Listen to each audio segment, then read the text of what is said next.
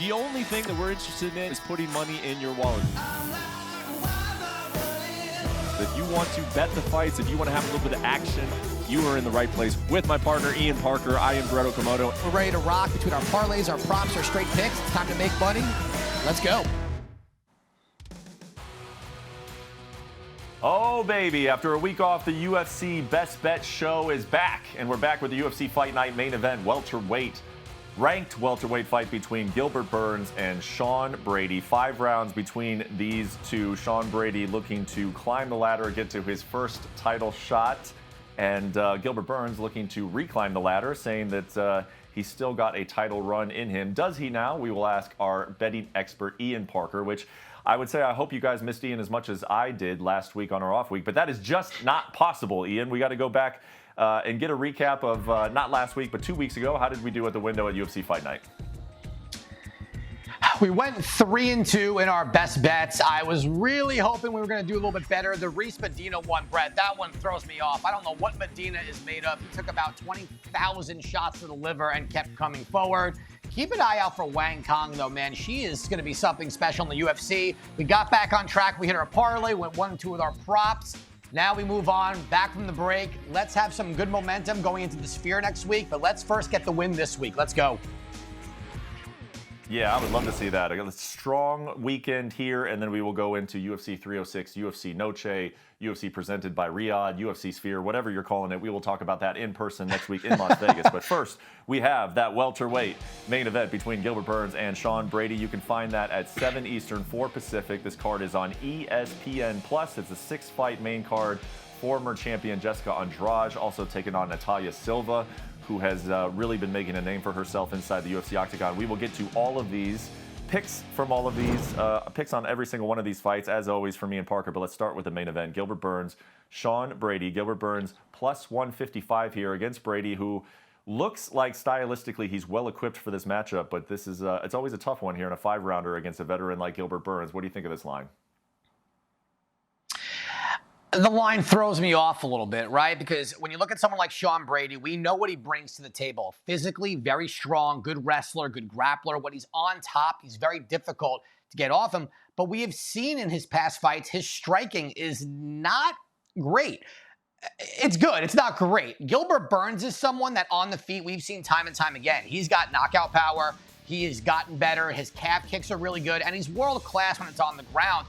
I think the reason why the line is the way it is because he's coming off a bunch of losses in a row, coming off that loss to Jack Della Maddalena, although he was winning that fight with one flying knee away from getting there at the end. And for someone like Brady, I think he has to out-wrestle Gilbert for at least 3 to 4 rounds to really suffocate him and beat him there. Can he do it, Brett?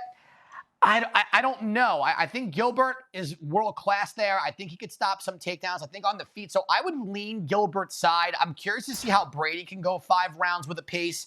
Gilbert looked a little tired in the Jack fight, but then he's gone 5 rounds in the past where cardio wasn't a problem. So I'm going to take a shot here and say that this fight does not go the distance. I don't see either one of these guys' gas tanks holding up. I think one is going to fall shorter than the other. So let's go. Fight doesn't go the distance here. I believe it's sitting at minus 120. Yeah, this is an interesting one because I feel like we've seen a lot of these guys, obviously, especially Gilbert Burns, but this fight is going to tell us something about each of them. It's going to tell us where Gilbert Burns is at in his career and maybe even the ceiling, if there is one, on Sean Brady. Let's move to the co-main event, Jessica Andrade taking on Natalia Silva. I found this line interesting as well. Plus 250 there on Jessica Andrade, which is about in line where it was when she fought Tatiana Suarez. So the odds maker is definitely looking at Natalia Silva, a significant favorite here. Too high, or are you comfortable with this line? Well, I'm not comfortable with it from a money line standpoint. I think there's ways for Natalia Silva to win where we're going to touch on. You know, when you look at Jessica Andrade, you know who she is, right? Good takedown defense for the most part, power for days, throws in the striking, has fought top-level competition for the last God knows how long. But she's fighting someone like Natalia Silva, and I think the reason why the odds are the way they are is because of her style. She doesn't get hit much. She stays away. She strikes from a distance, constant volume, in and out. So I don't see her knocking out Jessica Andrade. And it's funny because Silva actually, when she first started her career, was known for her subs. Now we're seeing this really elusive and accurate striking out of her. And for Andrade, she needs to land that one punch. If she doesn't, I think she's going to get touched up a lot. So for me, Brett, I like over 2.5 rounds here. That's going to be my favorite play in this fight. I do think Silva gets the win. I would say by decision. We'll probably lean towards that later. But if you watched her fights, she just doesn't make mistakes. She stays away, constantly moving. And Andrade, even if she gets close to her and even tries to take her down, Silva's got good takedown defense, good jiu-jitsu to match it. I just think that outside striking is going to be a problem for Andrade. Okay, so a bet on the inside the distance on the main, and then an over 2.5 rounds there at -175 on the co-main. Let's move through the rest of this main card that you can find again on ESPN Plus. We go to the 145-pound featherweight division. It is Steve Garcia taking on Kyle Nelson. What do you like here? Give me the Mean Machine, Steve Garcia. I'm going to ride this train until it hits a halt. As much as Kyle has been better, Garcia's got so much power. He's actually well-rounded. We just haven't seen it. I think he's going to beat him in the striking. His power's there. We've seen Kyle get hit plenty of times. I don't think he could stand in a brawl with Garcia. Let's go with the Mean Machine, Steve Garcia, to get it done here. Okay, taking Garcia as a favorite there. How about Matt Schnell and Cody Durden in a fight that came together on short notice? No disrespect to Matt Schnell. I can never bet him in a fight ever. I can bet that the fight's not going to go the distance, but the number's astronomical. I think Cody Durden, even off the couch, will get it done. He trains all the time. The wrestling, the power. Schnell's chin is just not there. Give me Cody Durden. The line's very high. If you could find a TKO or KO prop, I would go that way. Okay, and from there we go to the lightweight division. It is Trevor Peek taking on Yanal Ajmoos, and you like Ajmoos here as a small dog. I do. I'm a little surprised he's the underdog here. I think this is more of a fan favorite thing in Peek, but Peek is just technically not a good MMA fighter. He's very tough. He's violent, but Ajmoos, I saw him in other organizations fight guys way better than this. He knocked out Sam Patterson. He's got good striking, good wrestling. His last fight with Chris Duncan, he went all three with a broken arm after the first minute, round one. Give me the dog and Ajmoos here. He's got more ways to win. All right, and it is a 6-fight main card, and rounding out is Padilla versus Rongju. And who do you like here? Oh, you got it over for us at on the final fight of the main card. I kind of have a same game parlay that I found on ESPN BET. I'm going Rongju to win and over 1.5 rounds because the line's very high on the money line. Padilla is tough. Rongju has been getting wins later in the fight in rounds 2 and round 3. I think Padilla is good enough to get there. So Rongju and over 1.5. I think that's sitting at -110. All right, so there's a pick for your entire main card. Let's go to the prelims. You can find those on 4 Eastern, 1 Pacific, also on ESPN Plus. Take us through your prelims over at the Apex, Ian. Brett, Isaac Delgarian is -3,500. I don't even know if that exists in this sport. I'm taking him to win by KO or TKO at -175. Give me Andre Lima over Felipe Dos Santos. I'm going to go Gabriel Santos here. He'll be part of the parlay later on. Amorim to win by sub or decision at -270 is a very high number. I think she can get it done by sub, but remember, this is Vanessa Demopoulos in Vegas, where somehow she gets a split decision win almost every time. I still like Amorim here. Give me Andre Petroski. I think he's just a much better version of Dylan Bucka. And last but not least, an opening card, over 1.5 rounds, 2 guys making their UFC debut. I think there's going to be a feeling out period. If the fight ends, it'll be at the end of round 2, maybe early round 3. 35-1 is insane. I cannot remember the last time we saw something like that on a UFC card. That is pretty wild. Okay, we are going to get to our bread and butters, best bets, parlays, but first we got to do Parker's props. What do you got for us on UFC Fight Night? 2 props I really like. 1, Steve Garcia by TKO or KO. Got to play it till it doesn't hit anymore. His opponent gets hit a lot, has been knocked out. Garcia just finds a way to get it done. Good line right there, -135.